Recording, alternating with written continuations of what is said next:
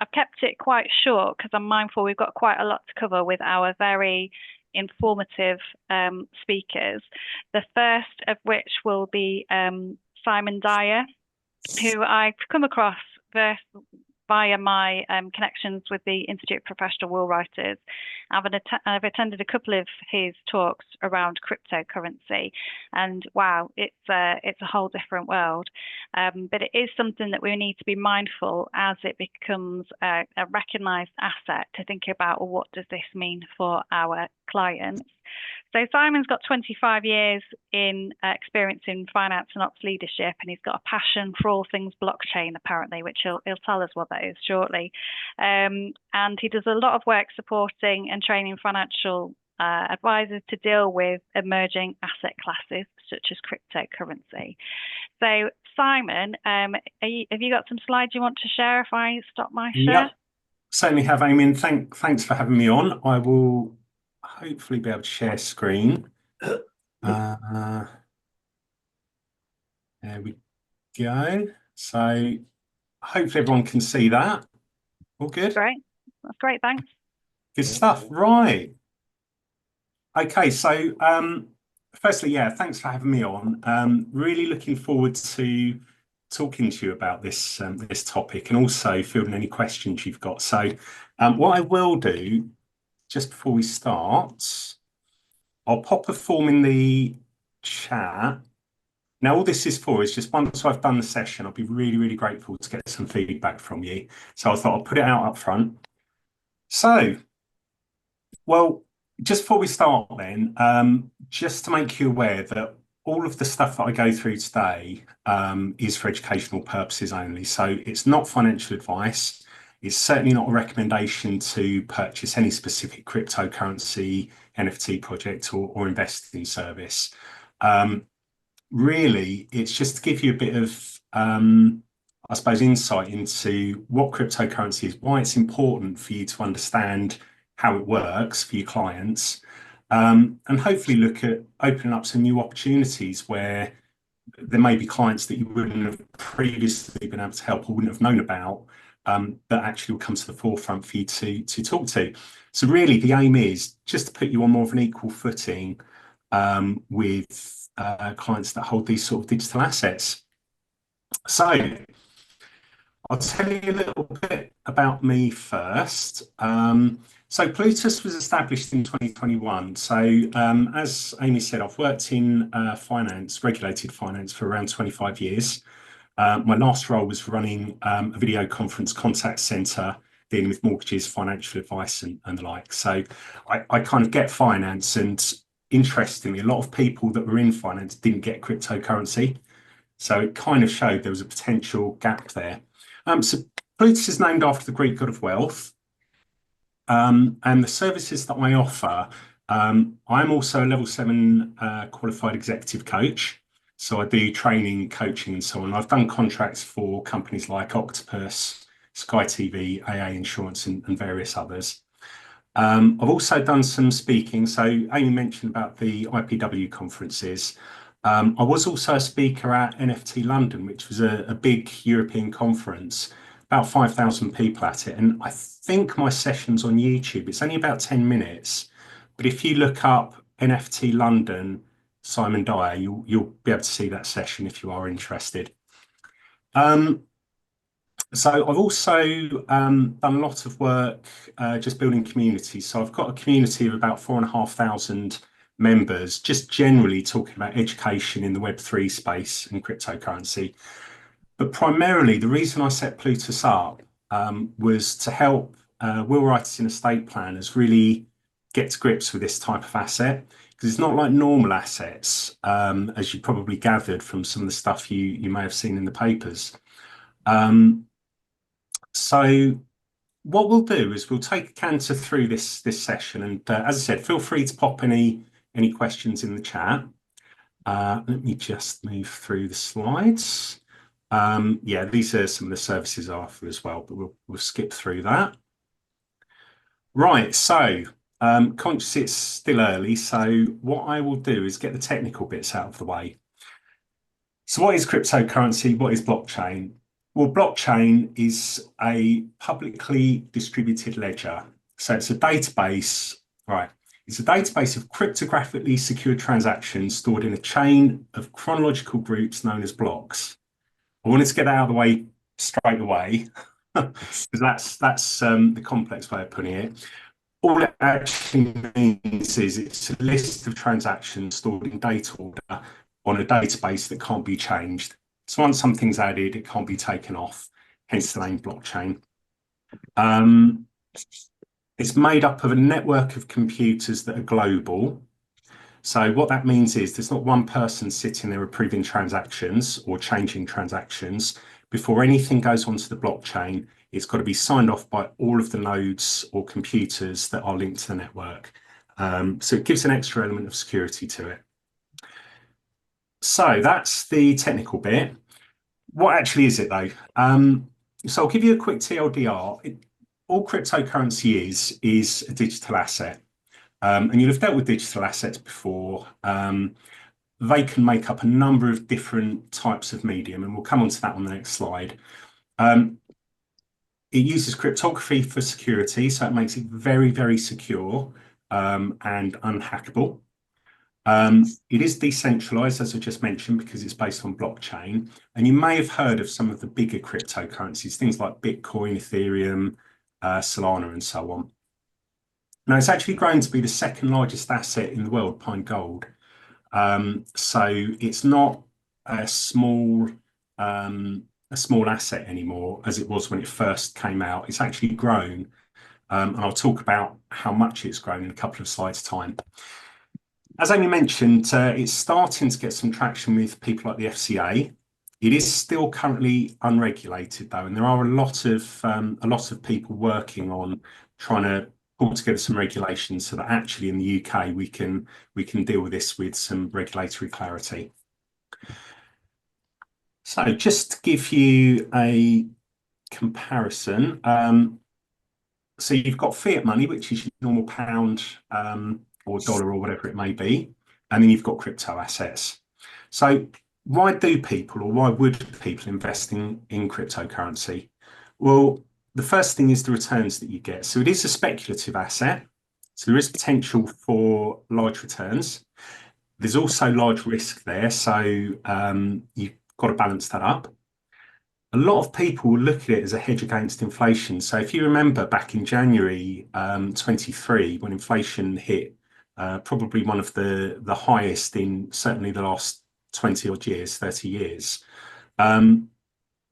actually money sitting in the bank was depreciating because if you had an interest rate of 3 or 4% and inflation's 10%, your net minus between 6 and 7% on your investment.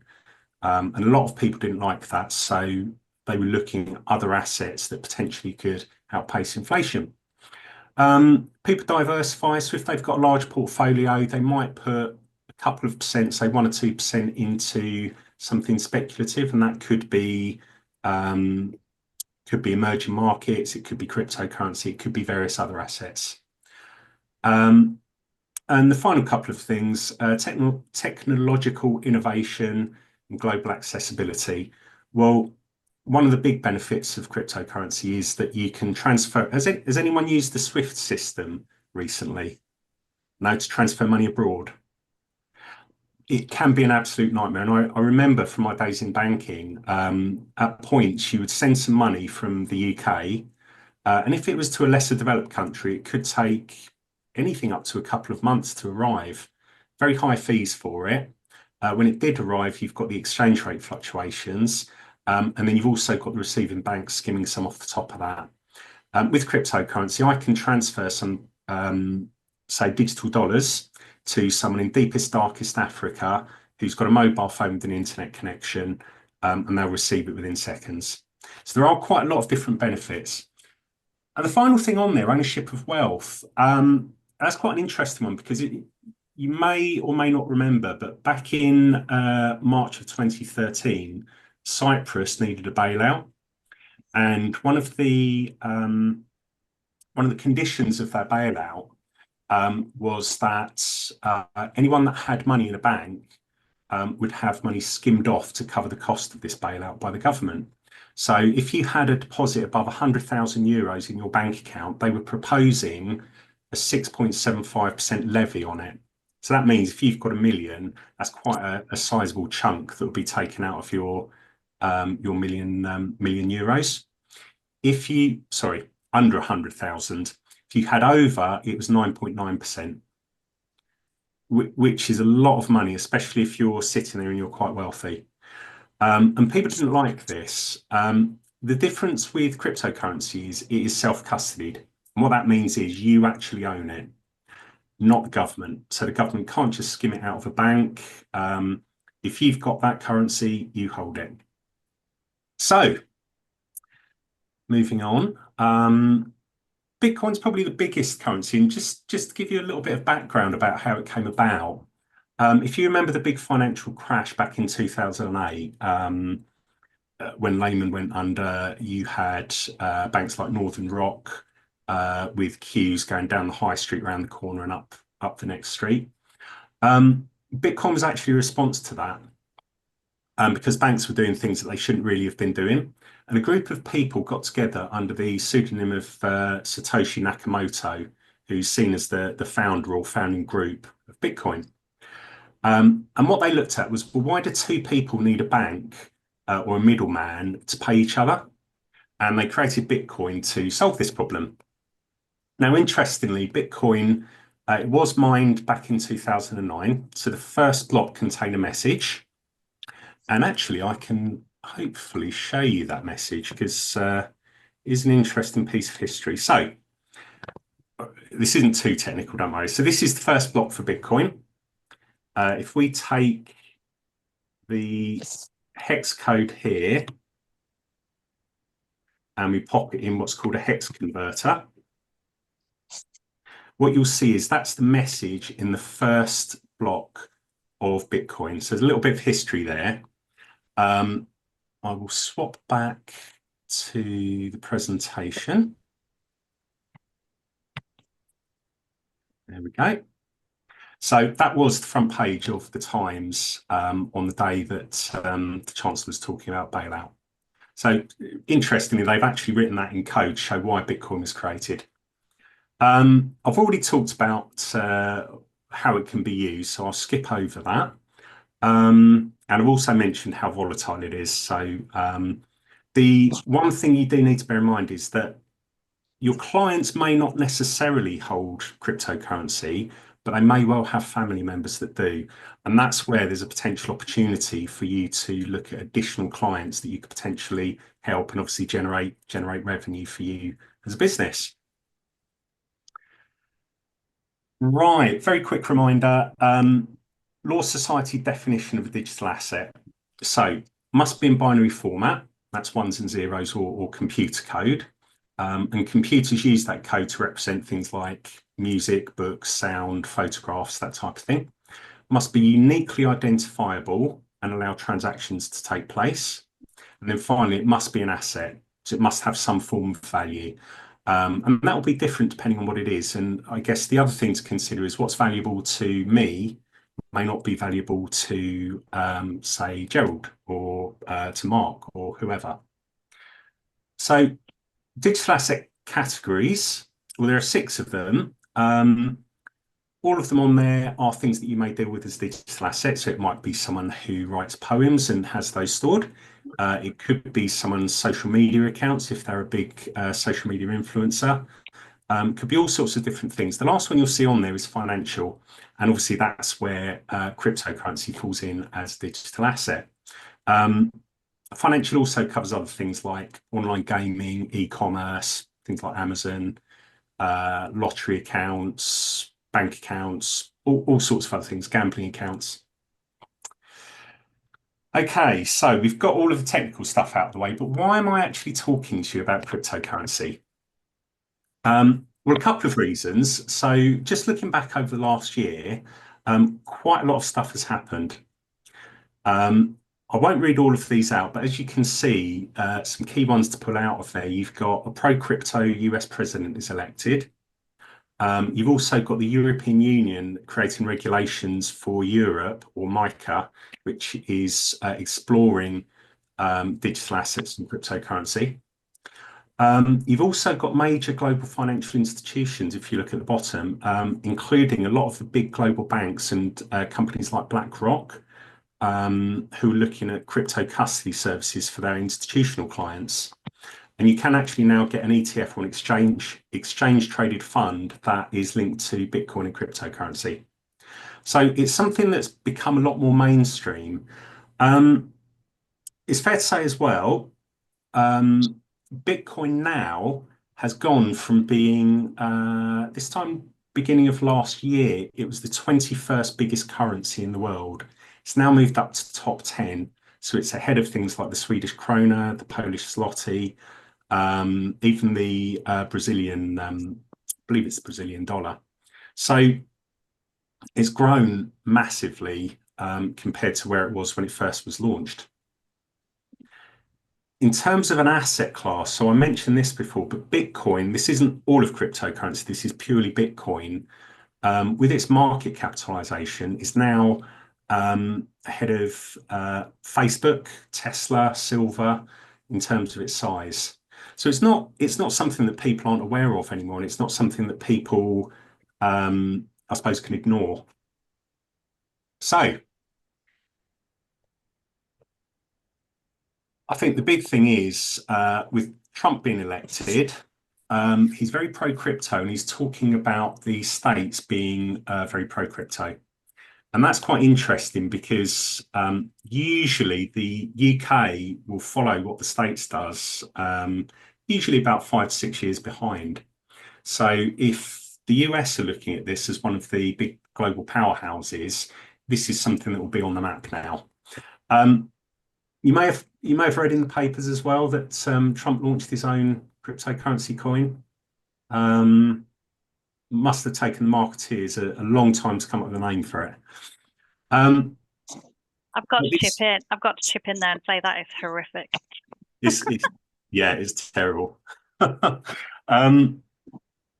this was created, I guess, to bring it into the limelight. But it's what's called a meme coin, and I'll touch on what that is a little bit later. But it was launched on the 18th of January, just before the inauguration, at $4.29, and it peaked at around $73, and it's currently around $30. So if you got in early and put £1,000 in it, you'd now have about £7,000 at current price, or £17,000 if you sold it at its peak. So that just shows the sort of growth you can get with these type of things.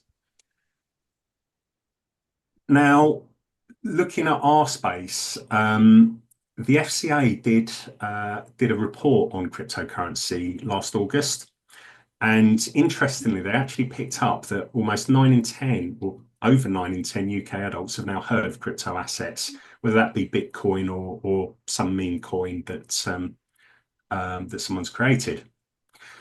People are considering it as part of their wider investment portfolio. So as I said, it could be something that someone has quite a large investment portfolio, and actually putting a couple of % of that towards an emerging asset, well, potentially there are high rewards for that, as well as a degree of risk.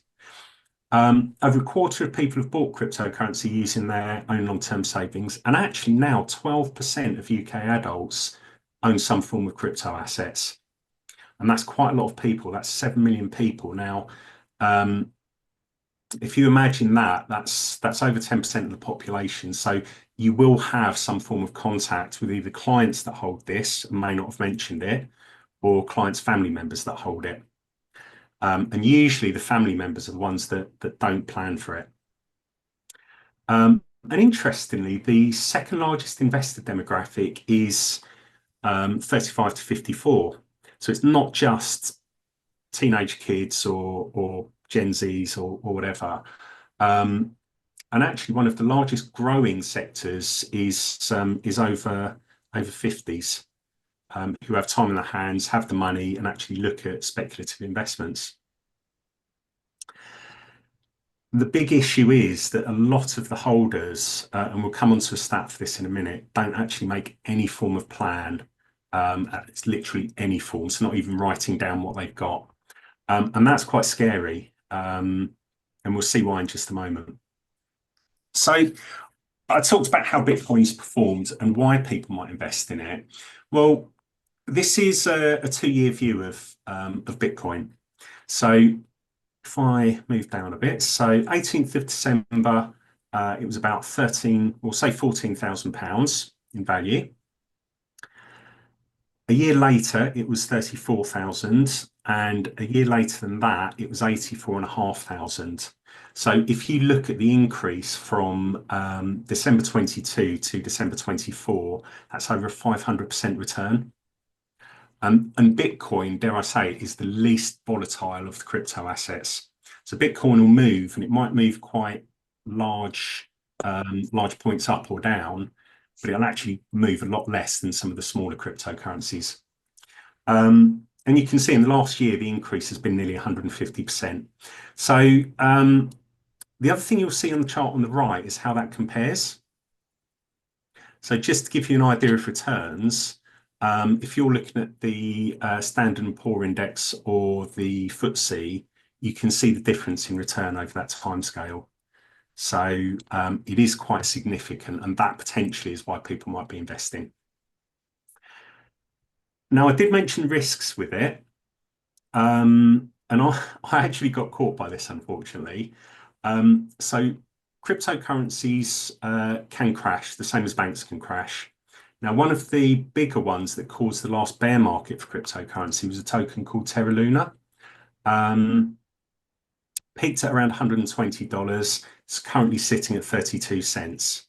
And the reason I'm using dollars for this is a lot of what you look at with cryptocurrency, because the US dollar is the world reserve currency, it will be denominated in dollars. Yeah, so it did that. So I lost about £20,000 when this happened. And it literally happened overnight, just plummeted. So when I say there are risks to it. You may have heard of FTX as well, hopefully. So that was a big court case with a guy called Sam Bankman-Fried, who I will put up. These are the two founders, by the way. So Sam Bankman-Fried is in jail now. I believe the top guy, Do Kwon, is also in jail or waiting to be sentenced. So they're the founders. And actually, this is part of the reason why regulation is something that's quite important for cryptocurrency. But I talk about that. Anyone recognize that guy? Very old photo of him.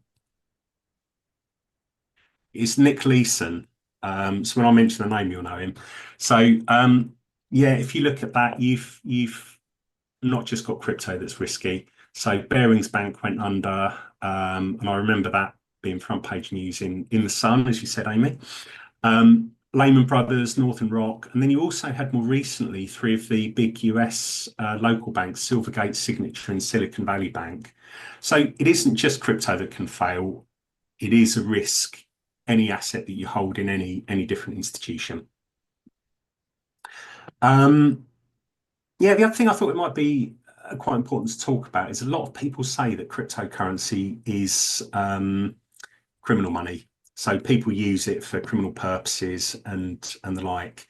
Might interest you to know that general money, so your fiat money, in 1 year, it's estimated that between 2 and 5% of the whole world's global gross domestic product is laundered. So that is up to $4 trillion that is put through the system as criminal money and laundered. The other thing, you've got a number of banks here, so big trustworthy banks. Anyone like to hazard a guess as to how much they allowed to be laundered in the period of 1999 to 2017? Have a guess. Pop it in the chat, or you can come off mic. So these are your big trustworthy banks. Any thoughts? All right, I'll put it up on screen. So that's how much money they enabled to be laundered through the system. And this isn't, it got through the system. This is knowingly allowed to be laundered, and they've had big fines for this. And that's actually quite scary. And I think fairly recently you've had Danske Bank, which was fined $2 billion for defrauding investors.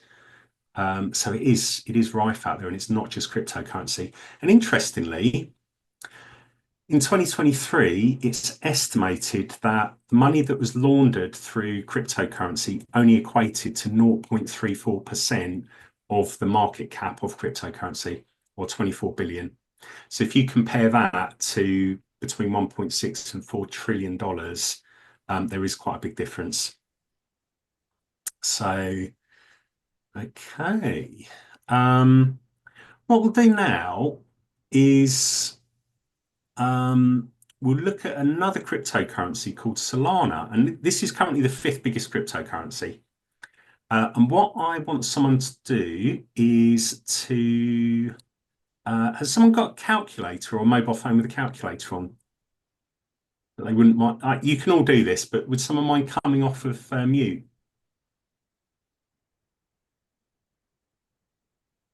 And say hello to me if you've come off mute. Have we got any volunteers? You don't want to hear me anymore. Yeah. You've not got to do anything complex. Don't worry too much. Is that you, Glenn?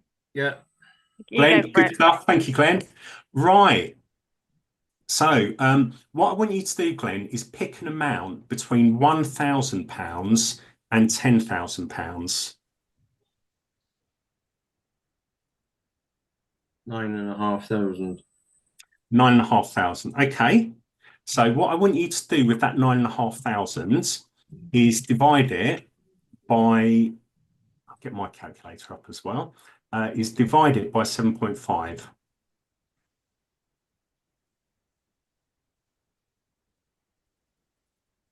Wow. I don't know if it's 1.266. So Uh, 1,266, yeah? yeah, 1,000. Yeah, 1,066.66 Good stuff. recurring. Spot on. Could you now multiply that by 200, please? Yeah, 253,333. Brilliant.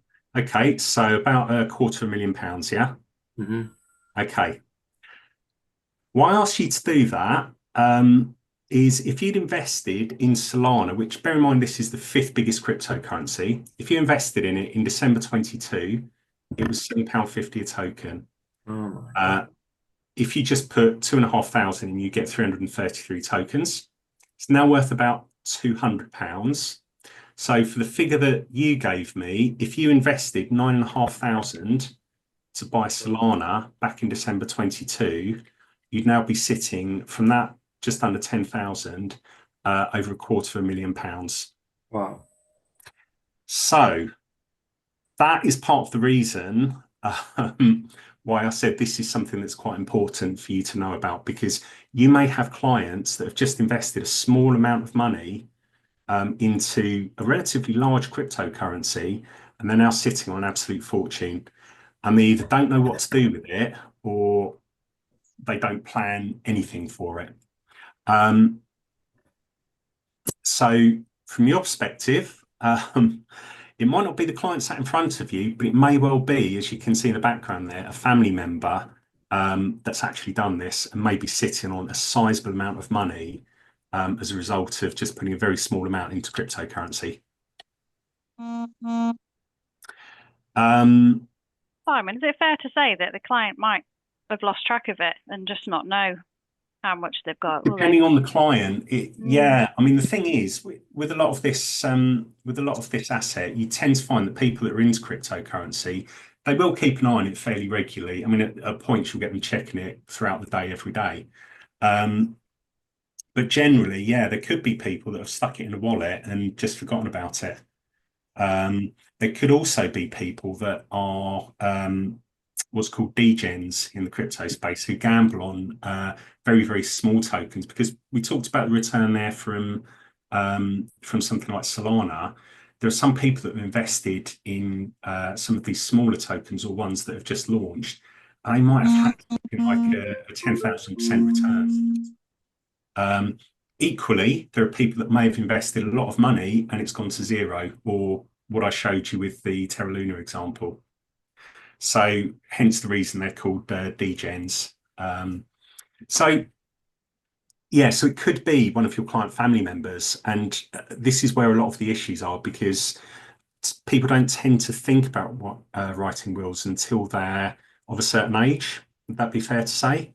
And I would imagine you don't get a huge number of 30-year-olds coming in to write wills, or certainly not compared to slightly older demographics.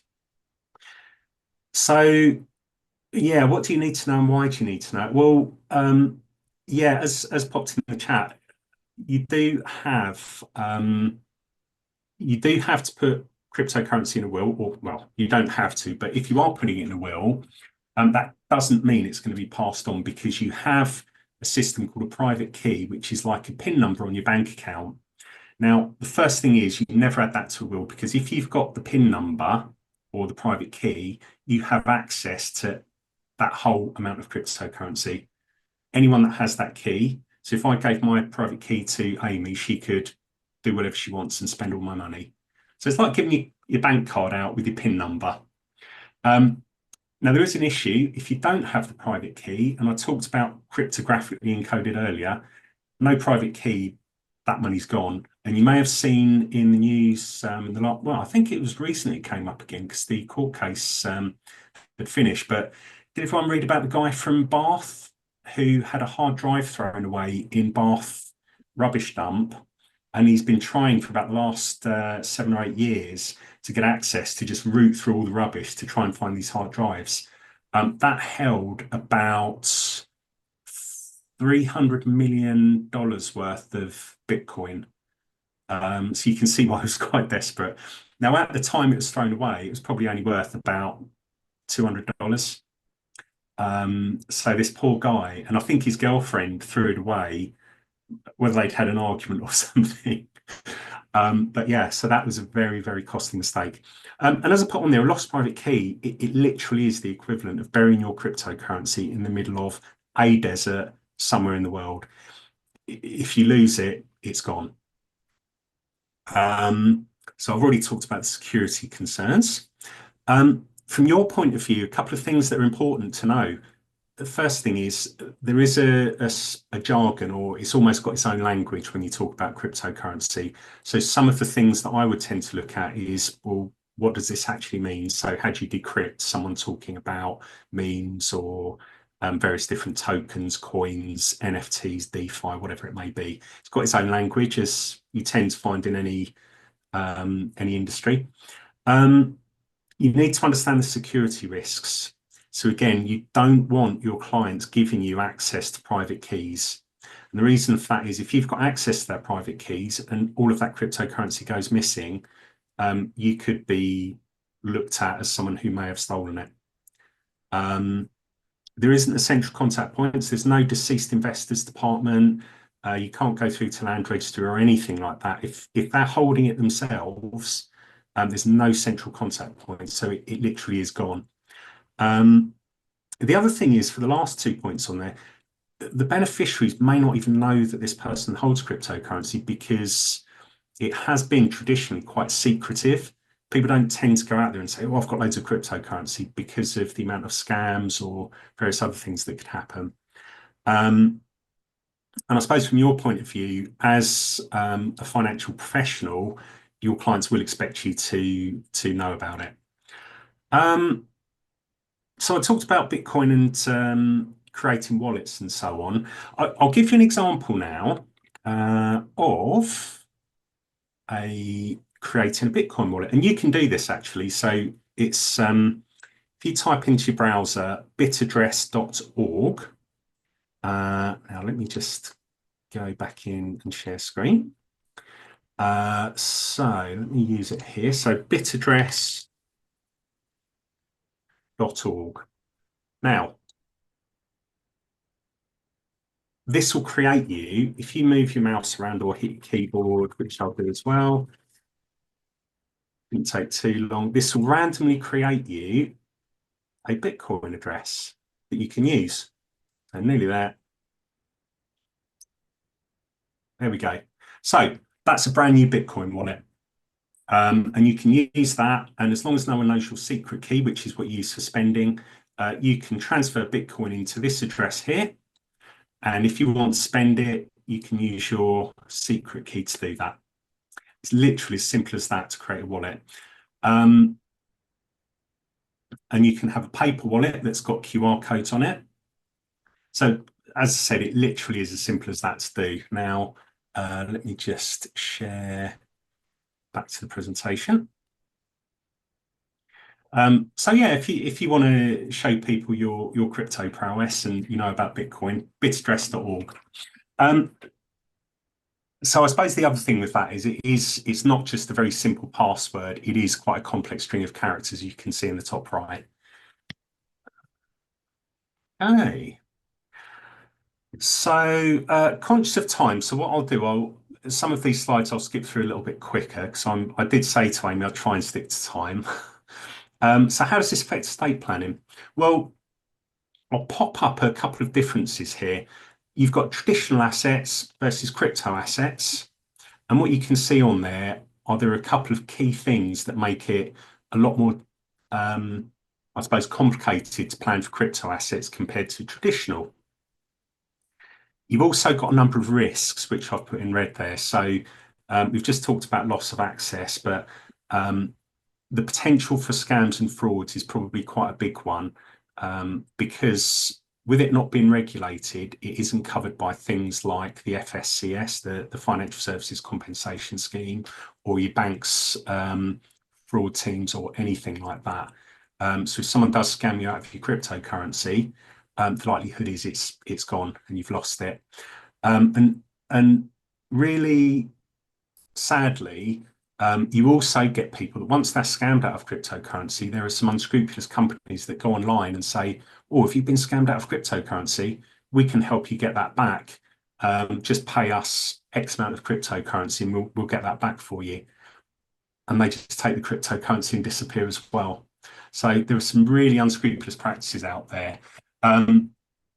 Luckily, the majority of people that deal with cryptocurrency, and a lot of the exchanges and different people out there are legit, but there are a lot of scams. You'll also sometimes find on YouTube, you'll get a YouTube video with Elon Musk or someone like that talking, and they'll say on this video, yeah, if you send me 1 Bitcoin to this address, I'll send you 2 back so we can promote the growth of cryptocurrency. Everyone that's used AI knows how easy it is to just put a voiceover or anything like that on a video.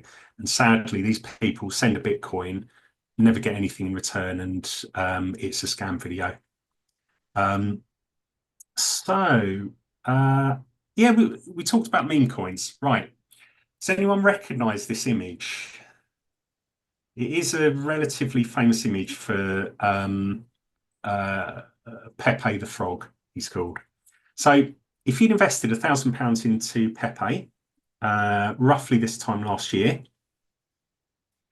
that would be worth about £16,000 now. So quite a big profit there.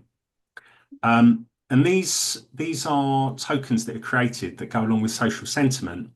And you'll find it's things like communities that form and they all will invest in this token to grow the funds from it.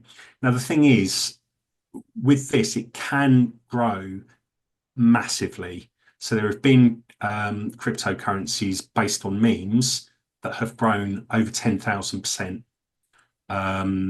So some people have put a relatively small investment, and we looked at Solana a bit earlier. Some people have put a couple of hundred pounds in, and they're sitting on a couple of 100,000 as a result or more. So again, a lot of these people, they're not the sort of people that used to have money. They're not high net worth individuals. Pretty much certain they won't have a plan either. So they won't have a will, they won't have a plan. So there's a very high risk that that money will be lost. I'll skip through. I won't go into any detail of this because I'm conscious about time, but I said about some rug pulls earlier. One of the ones that got some press recently was the Hawkatua girl who released a token and then did what's called a rug pull, and took all of the money out of the token and left people that invested in it with hardly anything. And that was the tune of I think 490 million it grew to. Okay. Now the last couple of things that I'll go through. This is a case study of a client that I dealt with last year actually. So it's a real life one. Now the background to this is the client who passed away actually held 40 plus crypto wallets. They're actually about 60 from memory, and they had it for about 7 years ago. They had no family members that knew anything about it, but the mother found a diary that had a load of letters and numbers written in it and passwords. So when she went to probate, luckily she brought this and had a chat with the probate professional, and they established that this might well be crypto assets. So ended up dropping me a line. Now the diaries that she found had a lot of private keys in. And some of the accounts had what's called two-factor authentication, which you might use for your banking app, just to verify you if you're spending. Now the issue was it was a complete mess. So there were a load of wallets, a couple of PCs. Some of the accounts weren't accessible due to two-factor authentication. And through going through all of these diaries, we actually picked up a number of different cryptocurrencies that were live and a number that were just scams. Eventually, after me asking her to hunt around her deceased son's room, she found one of these. And this is what's called a hardware wallet. Now, the hardware wallet actually held 1.1 Bitcoin on it, and that's worth about £90,000 now. And we actually uncovered about £110,000 worth of assets that literally, had she not found these diaries or actually taken them to the probate professional, wouldn't have been picked up at all, which is quite scary. So actually, with her doing that, we had to spend about a day and a half going through all of these assets and the laptops and the computers and so on. But we actually came out with a real positive of finding £110,000 worth of crypto that would have gone.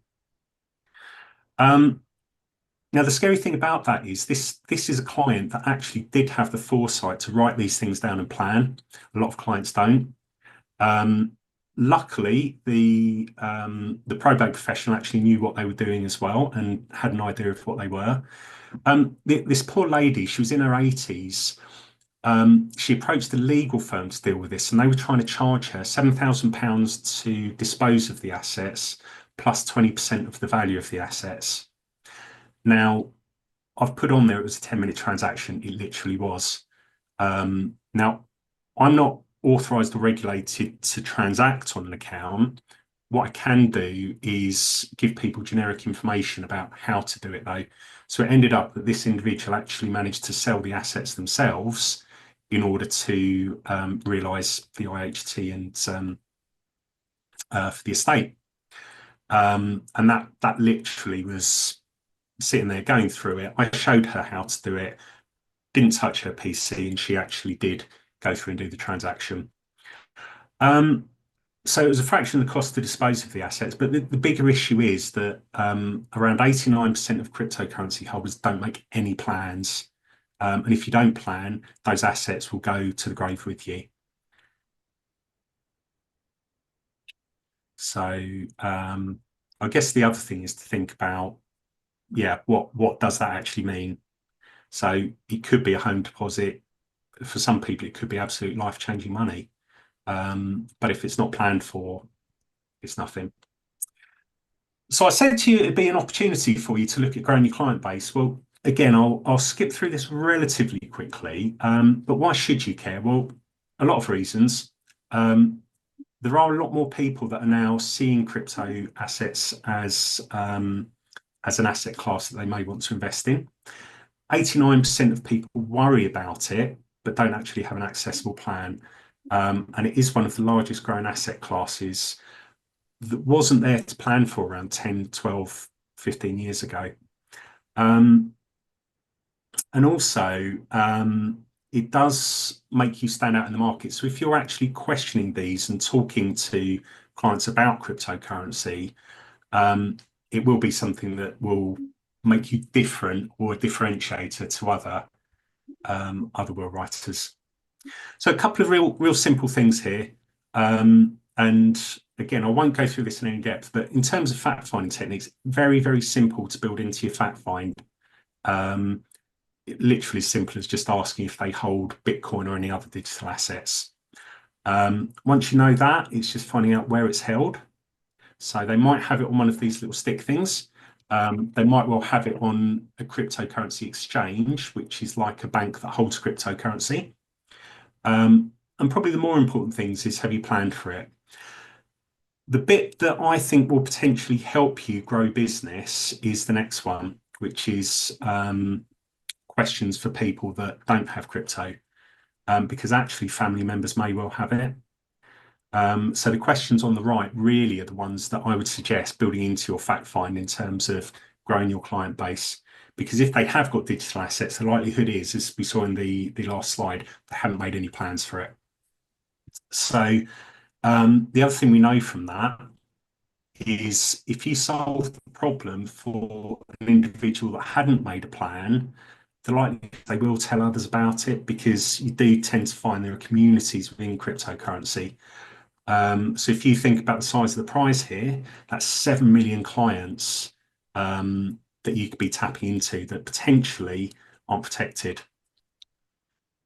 I've got another slide, which is just simple ways, and I've put all of this in some of my training as well, but some simple questions for you to just tap into clients as in conversations, see if they hold these assets. What would be really helpful for me while I'm going through is if anyone can think of any other fact-finding questions that they would like or think would be really good to use with clients, would you mind popping them into the chat? Really help me. Okay, so I've also done a couple of other bits. So I've been working on a sales process, and it says crypto on here, but this is just a general fact-finding process and service process. Because as I said, I've done a lot of training on sales and service with a lot of other industries. So I kind of do get sales and how they work. And whilst you wouldn't necessarily say you're a salesperson as a will writer, actually, in order for you to get business, you are, because you're selling a product to a client. They might not necessarily know they need it until they have a conversation with you, but you know they need it. So I created an acronym, because I love a good acronym. And this is just the sales process for talking to clients about, I've put crypto on there, but it could be any form of estate planning or anything. It's a sales process that you might follow. Now, as I said, I won't go through this in any depth, but you can see the gist of it. And the bits that I'll refer you to that I think are the most interest to you will be the tie up and the optimize, because they're where you actually look at gaining additional referrals and picking up with clients or clients' family members to potentially grow your business. Did you come off mute, Rebecca? Did you have a question? No. Okay, sorry. Okay, I'm very conscious these are quite wordy slides, so I won't go through this in any depth, as I said. The main thing is, from your perspective, the things that you need to know are how to support your clients. And there are various different ways you can do that. The biggest thing that's important for the clients, I guess, is do their loved ones know what they've got, where it is and how to access it, who they want to inherit it, and how they want it passed on. And that's really important, because, as I said, a lot of these what are called crypto bros haven't actually thought about this. All they're looking at is what their mobile phone app is telling them it's worth. IHT is calculated at the market value at the time of death, and there could still be substantial capital gains on an inheritance. Now, I'll briefly go over tax actually, just on that, just so you can see what I mean. I'm not a tax advisor, by the way, so if you do need tax advice, speak to a specialist. Where I said about capital gains tax, when you die, we all know the capital gains tax is wiped, so we start from fresh. The issue is if you're dealing with a probate case, they're not necessarily the quickest things to deal with. So by the time you get to the IHT element of your crypto, because it's classed as property, once you've gone through that and it's all dealt with for the estate and you've worked out your IHT exemption and then what's left over, you'll have your cryptocurrency at a set value. So say it's, I don't know, 100,000. Now, between disposing of the assets and actually the client dying, at the point of death, those crypto assets are valued. So if they're worth 100,000, that's fine. If as part of the estate, when it's sold, so say it's I don't know, a month later or 6 months later, these assets have gone from 100,000 up to 600,000. All of a sudden, you've got a 500,000 gain, which is a capital gain. So that's when it would apply. So if you disposed of the asset 6 months later and made a £500,000 gain, that will fall under capital gains tax. Just wanted to make you aware of that. So it's not just IHT that will impact these assets. I won't go through this because it's a complex slide, but just to give you an idea, you can do things like create a digital asset trust as well.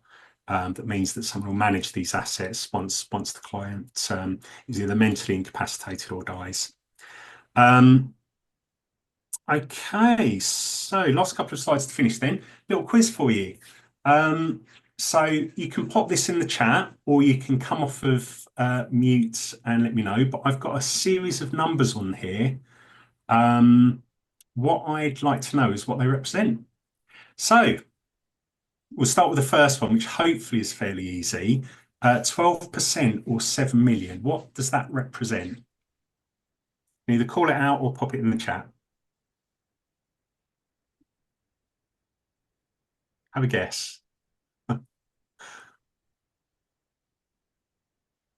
You're a quiet bunch today, aren't you? Gabby's put own cryptocurrency. Yes, okay. That's spot on. Yep. So the FCA estimate is 12% of the UK, or 7 million people own cryptocurrency. As you can see there in the US, it is a lot more, so we are lagging behind. 35 to 54. So what would that represent? Yep, second largest owners. And 15% of holders are over 45. So it is a bigger stat. 143%. What might that be? No. So that's how much Bitcoin's price has increased since December 23. And you can see that the year before that, it's an even bigger increase. So 10th, what would 10th represent? Amy? Biggest currency, yeah. 10th largest currency. Yeah. Yeah, spot on. Thank you, Colin. Thank you, Steve. So 10th largest currency ahead of the Australian dollar and the Russian ruble. Apple, Microsoft, Google, and silver. Below the value of Bitcoin. Yeah, so cryptocurrency, as it says on there, as a global company, would be the largest in the world. So ahead of Apple, Google, Microsoft, and silver. And we looked a bit earlier at where Bitcoin sat as well. And 89% do, but 75% don't. I don't know if I actually popped this stat up. So do you want to take a guess at that?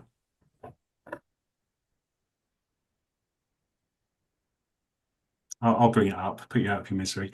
So almost 90% of cryptocurrency holders worry about their assets. Less than a quarter have made a plan for it, though. So 75% of people have actually written down something, not a will, anything like that, just literally written down something. There are so many people out there, so the opportunities are huge. I'm conscious I've just run to time, so I think you gave me an hour, didn't you, Amy? Hopefully. Yeah, that's fine. I mean, wow, it's just so much. You've covered so much in such a short period of time, and it just blows my actual tiny mind to think, there's so much to consider. And I know when we've had conversations before, some of the curiosity around this in terms of conversations with clients is the secrecy around it. So some clients are quite secretive about admitting that they've got cryptocurrency, never Yeah, mind thinking about future plans. So it's overcoming that sometimes as well. that is a really, really big thing, actually, because the reason that people may not tell you about them or any assets they hold, firstly, there's the security aspect. So I mentioned that earlier. It's generally it's quite a secretive community because of scams and things. But secondly, unfortunately, people think they can use cryptocurrency to avoid tax. So if they make a big gain on their cryptocurrency, they might be reluctant to tell you because they don't want to have to put it through the tax man because it's magical internet money. Unfortunately, that is wrong. HMRC have methods of tracking it on the blockchain. And what I said right at the start, if you remember, when I showed you that picture of the chain and what blockchain is, it's a public ledger. So you can actually, if you get someone's public address, you can go onto the blockchain and you can see everything they've held, and it will show you, going back in those links of the chain, all of the transactions prior to that. So where it came from, what the transaction was used for, all of those sorts of things. It is trackable, it is traceable. So if clients are not telling you because they think they can avoid tax, that's completely wrong. Very important to realise that, because that sometimes is why they won't talk about it. Any other general questions? Conscious that I have run Yeah, into time. Simon, I've got a question, and that is, if you wanted to own, say, Bitcoin and say Solana, would you need two separate keys then for those holdings? Yes. Well, depending how you hold it, yes. If you hold it on what's called an exchange, and you all heard of Coinbase, quite a big cryptocurrency. They're stock market listed. So they're actually a company you can buy and sell cryptocurrency on. If you hold it on the exchange, which is not normally recommended, that would just be held with a password and your email address. If you hold it in what's called a hot wallet, and that could be something like a mobile app. It could be something like, I don't know, an app on your laptop or something. Yeah, generally, they're on different blockchains. So Bitcoin is a network on its own. Solana is a separate network, so they would have different private keys. So it could get quite complex. And a few slides back, I think in the top right, it had a little grid with all these different words. Yeah.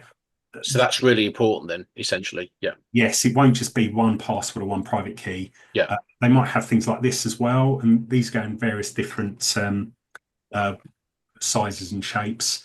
There could be all sorts of different ways they hold them. It might just be a bit of paper with either that long set of numbers and words, numbers and letters on it, or it could even be a set of 12 or 24 words, which is what's called a mnemonic phrase. So various different things that would make up a private key. Yeah. So yeah, good question. Okay. It would be different. Yeah. Yeah. Okay, great. Thank you. Any other questions? Yeah, Simon, how do people pass on the crypto amount sum? How's that best managed? Yeah, thanks, Gabby. Generally, nothing will happen with it when someone dies. So it'll be exactly the same as if they hadn't died. It'll be sitting in their wallet or wherever it may be. In order to pass it on, I guess it's down to the estate or whoever's dealing with probate or the personal reps to actually make a judgment on, firstly, whether they want to dispose of it immediately, whether they want to leave it as it is, because as you know, there are markets go up and down. I showed you with Bitcoin and various other markets, it might be a really bad time to sell, so you may not want to dispose of it immediately. But what you would need to have, I guess, is a guide for family members or whoever's dealing as the executor to actually know how to deal with it, because it's not set under a name or anything like that. It literally is just an asset that's there. So it's like if I had a mattress with a load of like £50 notes under it, you treat it the same as that. Right. But yeah, there are ways of passing it on. There are ways of disposing of it. But it's down to whether you feel that's appropriate. I can't give advice on that. I don't think you'll find anyone that can really give you advice on that because it is unregulated, and because the markets are volatile. You could say, "Oh yeah, I think you should sell it," and then all of a sudden it goes up by about £30,000 or something. And in actual fact, the example I gave you for the probate case, this individual chose as soon as she got the assets to sell them. Obviously, I couldn't give any advice on that, but she chose to sell them. 3 weeks later, the assets went up by about £25,000. So you do need to be careful. Equally, had she have sold them at a different point, those assets might have gone down by £25,000. So it's a very, very difficult one. And this, you can look at things like charts or get an idea of the sentiment in the market. But yeah, someone that says to you, yeah, I definitely know you should sell this, or I definitely know you should buy this. Yeah. Has there been, it's just slightly different question. Has there been any form of best practices to how the existence of cryptocurrencies exist in an estate, and how they can be communicated with family? Should they be listed in a will, or how does that get handled? Yeah, various different ways. I mean, I've got some online courses that go through some of these bits and pieces, and it's got some best practice sheets and guidance on stuff like that. But generally, one of the most important things is making sure that these assets are listed so you know what they are. Now, there's no problem with listing what the assets are and what's called a public key, which is like your account number. What you shouldn't keep with a will or anything like that is private keys. And there's a completely different way of looking after or storing those. But the public key means, and the list means, that you can see what they've got, where it's held, and you can actually check the address to see what's in it. You can't transact, but you can see what it is. So Simon, for other financial assets, we'd say my Santander savings account, XYZ, to go to my niece. So I guess similarly, it'd be my, whatever we're calling it, Bitcoin, XYZ, to go to my nephew. Would it be as simple as that? And then encouraging the client to keep a list of assets or the other supporting kind of access keys and so on separate. Yeah, I mean that definitely is a way of doing it. And I mean I've got things like it's not like an expression of wishes, but it's a sheet where you can look at. I'm just wondering if I've got a copy I could show you. I'm just mindful of time as well, Simon, because we've just got another speaker to go.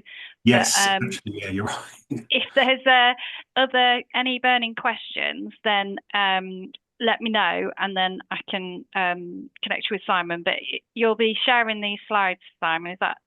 Yeah, I can share slides. If you do want to chat about it, that link will take you to my website, which has got a contact page, so you can just scan that with your mobile phone. I have various courses that will go through what cryptocurrency is, and I've also got one that is for estate planners, which will go through a lot of the things I've talked about in more depth, but also a lot more detail about how to plan for things, what wallets look like, and things like that. And it also includes some of the best practice forms.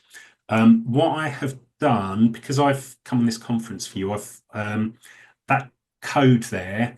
If you go onto my site, any of the courses, or there's actually a bundle of courses I do, which contains about 5 or 6 different things. Using that code will give you 50% off the cost of them. So hopefully, thank you, Simon. That's brilliant. Useful. And one question in the chat just before I finish. For HT purposes, given the volatility of crypto, is it based on the value at the date of death? Right, date of death for IHT, date of sale for CGT. So you take the IHT point, value it at that point for both IHT, but also the value for if they sell it at a later date, what the capital gain or capital loss might be. Yeah. Okay. Thank you. Although be mindful of the fact that it's got an intraday price, so it's forever changing through the day. So what price point do you use? That's a really, really difficult one. I mean, you could use it at the close on the day of death, which might be midnight. It's a really, really difficult one, and there isn't especially clear guidance from HMRC on it either. So that can be quite a tricky one. If there is a big swing in value, I would say that's maybe something that an accountant would need to deal with. But yeah, you can pull a value at opening, closing, and you can also get a peak and a trough fairly easily. So the lowest value on the day of death, basically. It would be recommended, Michael, Yeah, for our for yeah. our purposes. Well, then they're going to Wouldn't sting you for unofficially. CGT. Yeah. Yeah, exactly. You get gaining one hand and losing the other, won't you? Uh-huh. I think it's a really, really interesting subject. And Simon, I really appreciate your time talking to us today. As I say, I know we've got Richard still to go. So I feel like this conversation could have continued because it's such an interesting subject. And it's one that we need to really acknowledge and be proactive with our clients about, just asking them specific questions and to support them with the planning. As I say, Simon's going to send round the slide deck with those details that he's mentioned. I would strongly encourage you to seek him out and to work with him, with your clients, because as you know, kind of for us, we want to be able to provide clients with that holistic advice and acknowledge where our specialities lay, and certainly crypto is Simon's speciality. So I would, as I say, greatly encourage for you to seek him out. I can see there's a feedback form in the chat as well, so do fill that out. But thank you so much, Simon. As I say, we could go on. I feel like we could go on all morning on this because it just generates such a lot of questions. But yeah, really appreciate your time on that. So thank you. Pleasure. Am I okay to sit in on till the end? Of course, yeah. Really interesting for me to hear this stuff as well. But thank you for all the questions, guys, and apologies if I have eaten in slightly to the next presentation. No, we love the passion. We love the Thank passion. you, Simon. So no, that's great, and thank you for everyone's interaction. Thank you. Sorry, Amy. Thank you, Simon. I just want to ask. At some point, can you formulate a BTWC guidance or kind of information on what to do about digital assets in general? So how you want on the instruction sheets information like crypto, but also things like social media stuff, accounts, because obviously it's important to get that stuff correct in the will so that it can be passed on properly, or accounts can be kept open. So I've got a note on my to-do list, Mike, to already improve the online questionnaire that I showed you earlier in terms of making sure that we capture any digital crypto assets. And then that we also need to create a guide for families of how to deal with crypto. And my plan is to link in with Simon on that to see how we can work together to potentially provide you and families with some guidance. So it is on my agenda, my ever-growing to-do list. For fear of creating more work for you, it's not just crypto, it's things like all the Facebook, Instagram pages, and more importantly, kind of the iCloud and the photos that they store over time. Yeah. I shall add it on there. It's definitely something we need to look at and acknowledge and, keep moving forward. All right. Well, thank you so much, Richard. Thank you so much, Simon. As I say, I think there'll be a lot of follow-ups on this, and there might be future sessions. So, sorry, Simon, you're going to be stuck with us all probably for a bit longer.